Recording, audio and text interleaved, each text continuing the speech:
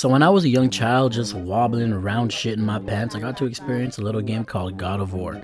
And I was 10 when God of War came out, so I was 10 years old just shit in my pants. But God of War became one of my favorite games at the time. It was fast and violent, and my undiagnosed ADHD brain just ate that shit up. Kratos also awakened something in me that, needless to say, the following years as the sequels released, I was there completing them to 100% completion. The first one was a simple but nostalgic blood-filled romp through Athens. The second one blew my fucking mind, and to this day is one of my favorite games ever. The third one I loved because of the story, and because it was like, whoa, these graphics. But at the same time, it was around here that I was kind of like, okay, I kind of get it. He's just going around killing gods, getting revenge, you know, the hashtag just Kratos things. Then I played the spin-offs on the PSP, and those were fine, sure, they're not bad, but like, it's okay, you know, Kratos, the chains and the whip again, you know, it's like, let's try something new, let's try butt stuff. Then Ascension came out, and I never finished it because it was so fucking boring and slow, and again, not bad, not saying it's bad, but this is also the year where Bioshock Infinite came out, and The Last of Us, and Grand Theft Auto 5, and The Legend of Zelda: Link Between Worlds, and Legend of Zelda: Wind Waker, and Duke Nukem 2 came out on iPhones. Kung Fu Rabbit came out that year. If anyone even knows what that is, it's real. The point is, God of War fatigue had set in, and so 5 years later when God of War was announced, everyone was like, hold up. And then it came out, and it was like, I know you're a god. Not of this realm, but there's no mistaking it.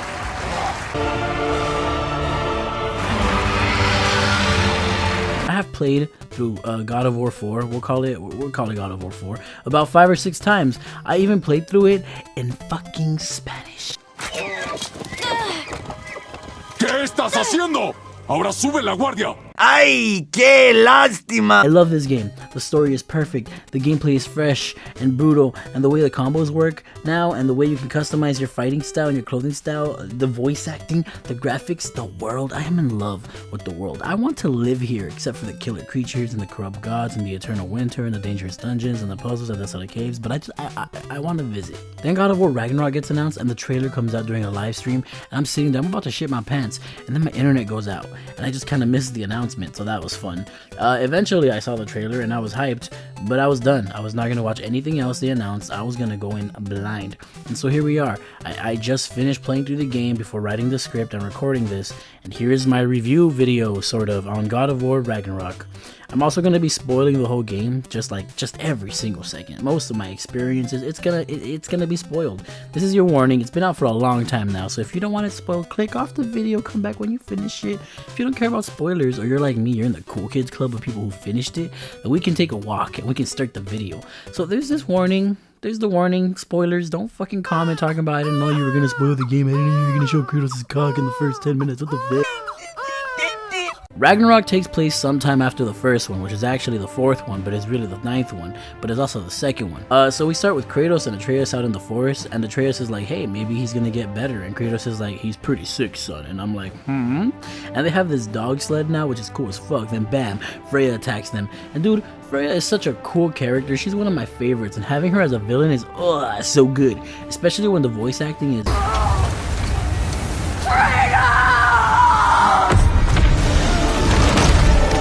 After this, Atreus says goodbye to one of his dogs / wolves, and I sat there, just like, you're a good boy. A brave boy. And strong. Atreus runs off, and Kratos runs into this bear while looking for him and fights him, and before he kills him, the bear turns back into the human form. Plot twist, it's Atreus. Oh snap, Atreus is a bear. The gay community is shaking. Eventually, Odin and Thor pay us a visit, and we get this intense ass scene about Odin being like, look Kratos, you killed Thor's kids, but we won't go after you. We want peace, we will leave you alone if you tell your bitch ass son to stop his search for bitch ass Tyr, who is this realm's God of War. And Kratos is like, boy. Kratos is like, boy. And then he says no to the peace offering, which leads to this sick ass fight between Thor and Kratos that we've all seen. We've seen the memes by this point. This is revolting!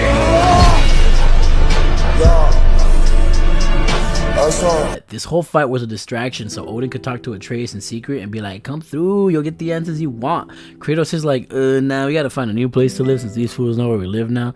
And I ain't trying to have my damn house destroyed again, bro. Like, that insurance rate is crazy. But also, Kratos is like, alright, so what the hell are you doing looking for Tyr, huh, you little hobknocker? And Atreus is like, okay, hear me out. There are secrets. And so we go visit one of the shrines that we found from the last game, and it turns out Atreus has the ability to open a secret door on the shrine that reveals this whole prophecy predicting Ragnarok and all these other shenanigans. We do some exploring while making our way to Brock and Sindri's home in order to hide out from Odin there. And so begins the journey to find Tyr. We solve some puzzles, fight some enemies, enjoy the scenery. Our journey takes us to this little shop run by Durlin, who is acting like he can't help us, but in reality he's like, I'd like to help you, but I can't. I'd like to tell you to take a copy of your policy to Norma Wilcox on Norma Wilcox. We finally find Tyr locked up and he's all delusional and traumatized. And not only that, he's kind of He's such a bitch! You see, he refuses to fight because he's against it. Violence isn't the answer. Let me run away like a little bitch. But we bring Tyr back to Brock and Sindri's, and Kratos and Mimir have a little moment where Kratos worries about Atreus' safety and how rambunctious he's being. And Mimir is like, he's making mistakes, lad. Tyr might be one of them. Damn, he's right though, bitch-ass Tyr. Atreus is listening, and he overhears Mimir mention that Freya would have been a good ally if they could make peace with her. And Sindri shows up and is like, what you doing? And they sneak off together to find Freya, and boom, oh my god, we're playing as Atreus.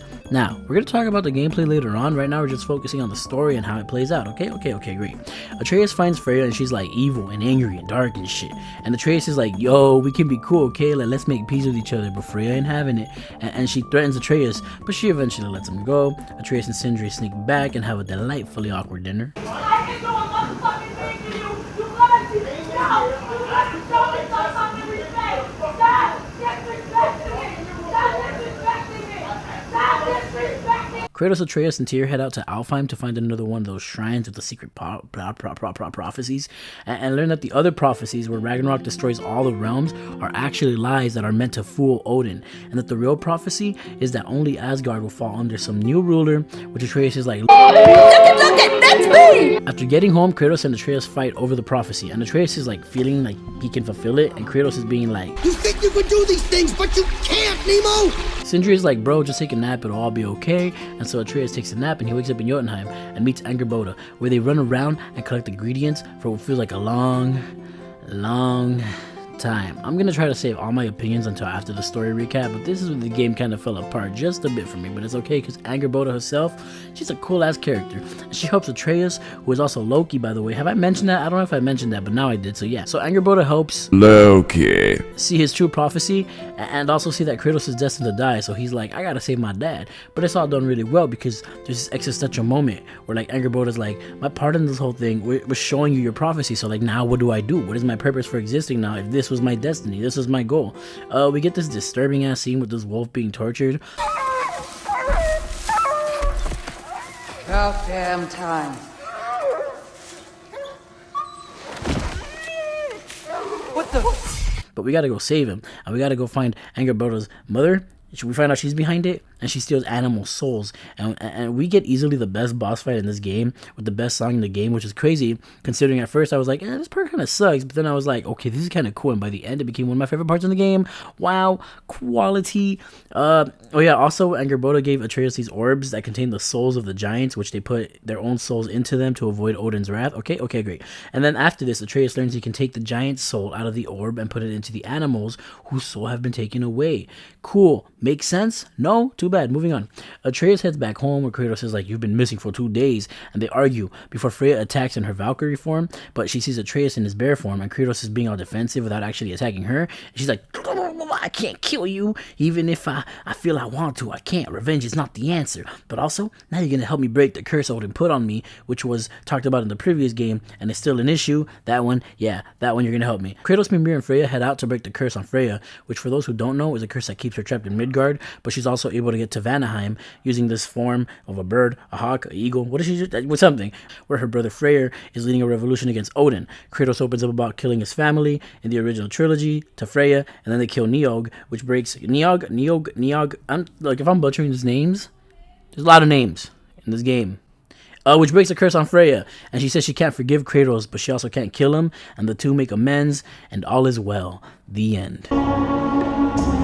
Until Kratos and Atreus have another argument about Atreus lying. But Atreus is like, you're lying too, you asshole. And Mimir's like, watch your tongue, boy. And when I tell you I was sitting here with my booty hole clenched during this whole scene, Atreus runs away to Asgard, where we climb this big ass mountain for a very long time. We meet bitch ass Heimdall. And no, not the cool Heimdall from the Marvel Thor movies, but this dude is just a straight up dickweed, which I'm sure is closer to how he was in real life, because Thor is based on a true story, in case you didn't know. Heimdall fights Atreus after tricking him, but Thor and Odin show up to help Atreus. And Odin is like, you need to help me fix this mask because it'll help me unlock infinite knowledge. But we all know he wants to look in this hole, which will help him prevent Ragnarok and save Asgard and therefore himself. Meanwhile, Kratos, Freya, and Mimir are trying to bring Atreus back home, so they go looking for the Norms, the Norms? Is that their name?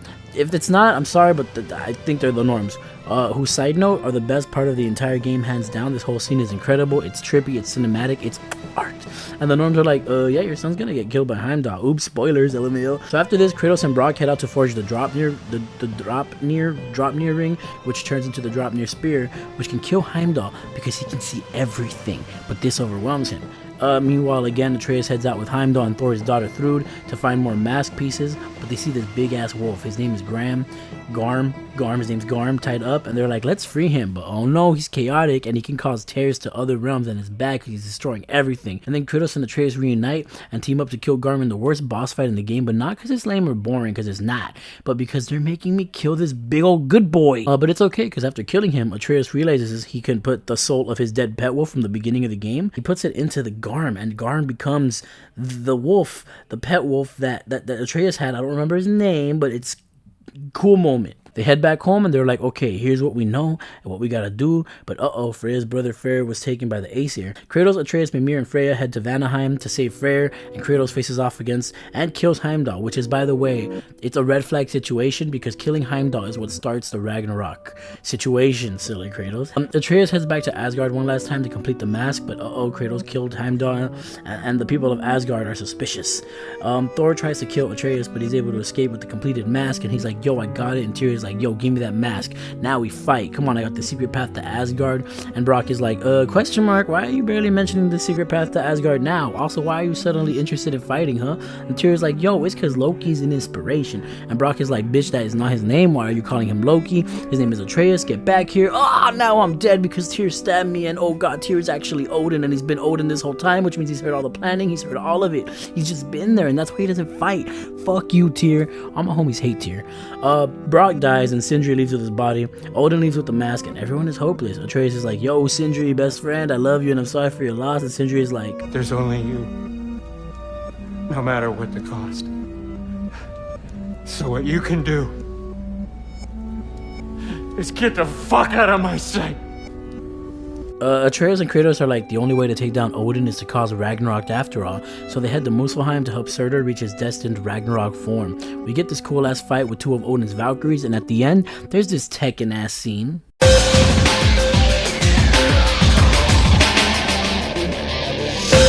Ragnarok begins, and boom, bang, oh my god, everyone here, look at this, look at that, oh shit, oh snap, the world serpent is fighting Thor, what the fuck, oh snap, crackle, pop. Odin loses his mind because Thor and Kratos stop fighting and have a moment of why are we even fighting, and Odin kills Thor in front of his daughter and wife, who both were in the past, like Odin is protecting us, he would never hurt us, but we're slowly being convinced that maybe Odin was full of dookie. And this is the final dingleberry to clog the toilet. Thrud tries to fight, but she's fucking baseballed out of the field. We get this epic final battle with kicks and punches and suspenseful badass moments. At the end of the fight, Odin receives the 1-2 skidoo. Odin's soul is placed into one of the orbs, and everyone's like, what do we do with this? And then Sindri comes along and it seems about right. Like, this is a very satisfying way to end it. Sindri deserved to kill him. Sindri lost, I think, the most. No opinions allowed. After this, Atreus and Angrboda decide to head out and search for the remaining giants because everyone just assumed that they were all dead. But now they know, and Kratos says goodbye to Atreus for now, and he finds a shrine thing. What are these called? I'm gonna go with a shrine. I think they're called shrines, whatever. Kratos finds a shrine where people are worshipping and celebrating him, which is basically what's meant to happen now that he killed the worst fucking person in all of the realms. And Kratos gets emotional, and I get emotional, and then we get these credits. Wow, applause. But wait, there's a bit more. So, a bit earlier, Mimir is like, he's a big fan of riddles, right? We're silly Mimir. We hear him out, like he gives riddles left and right like he's Oprah. At one point, the homie Brock gives him a riddle. Hey, got another riddle for you. What gets bigger the more you take away from? Well, let's see. Something abstract, I expect. Appetite? No, that doesn't work. Stomp the stomp. And this is a continuous conversation for the rest of the game, as long as Brock's alive, that is. Gets bigger the more you take away, is it? That's right. Sorted. It's desire. Nope. What do you mean, nope? Desire only grows when you take away the thing you desire. All right, it's not perfect, but let's hear your answer. Oh, you won't get it out of me that easy. What gets bigger the more you take away? Love. What kind of chub-buffling relationships you been in? Now, after we beat the game, we're invited to Brock's funeral. We fight our way to it, and we have this sad little cutscene where even Sindri shows up but refuses to speak to Kratos, and then Mimir finally solves the riddle. A hole.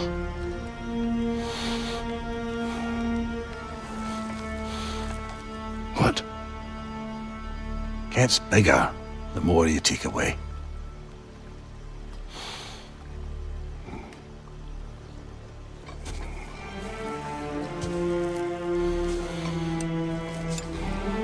And that, ladies and gentlemen, is the story of God of War, at least the main story. And what do I think of it? That's good.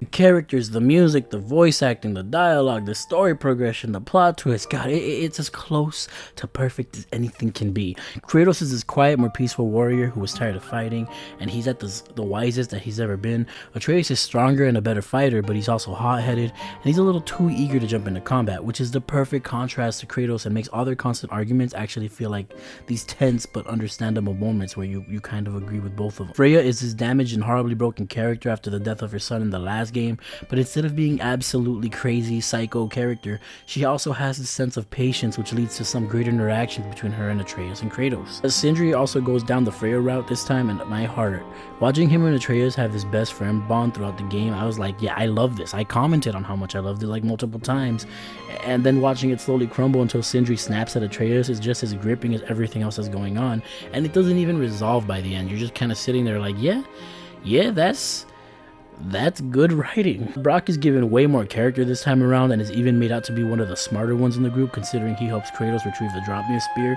and even outs Tyr as Odin in disguise. And Tyr, fucking Tyr, when I watched the trailer I was like, oh snap, I just know fighting side by side with this guy's gonna be crazy. But then you play the game and he refuses to fight and even runs away when the fight gets too intense? Question mark? Needless to say, I was let down, but I was intrigued by the direction taken by his character and I wanted to see which way it would go. And then when he reveals he's been Odin the entire time and he basically knows the entire plan that our team has been planning and he kills Brock, well, all I can say is Traitor. You are a traitor. the music is some of the best. It's quiet when it needs to be, it's intense when it's called for, and the song that plays during the fight with Angerboda's grandmother is a banger.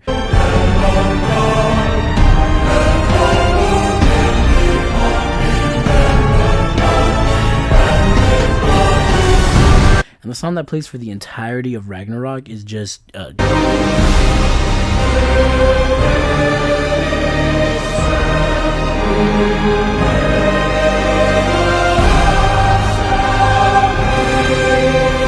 it doesn't even stop there. Ragnarok is packed with side quests, but not just any side quests. Good side quests, great even. Some of the side quests have stories that are just as good as the main game and even feel like their own games inside of this game. There's this side quest where Atreus hears an animal crying in the desert and you can go save it if you want, and it's a whole hunt across this big ass desert filled with enemies and collectibles and puzzles, which ends in freeing this big ass jellyfish thing, and thanks to doing that the sandstorm in the desert stops and we can free roam and actually see where we're going. It's all optional, which just makes it oh my jeebs. There's this other side quest where Kratos and Atreus destroy all these tower things. I forgot what they're called, but Mimir basically put them up to help Odin make weapons way faster, I think, and the dwarves, who are master weapon makers, are like, how could you do this to us, Mimir? So they're pretty much stuck building weapons for someone they hate using these towers they hate, or Odin will cut off all supplies and food from them, and it's all Mimir's fault. And again, we don't have to do this. You can just finish the story and forget this quest, but why would you? When doing it reveals so much about how Mimir felt like he was doing the right thing while working for Odin, and slowly saw everything fall apart and saw the truth of Odin, but by the time Odin was pretty much like, nah, let's tie you up to this tree and torture you forever, so he couldn't do much. And that's just 2 side quests in an ocean of side quests that sometimes feel way too big for their own good.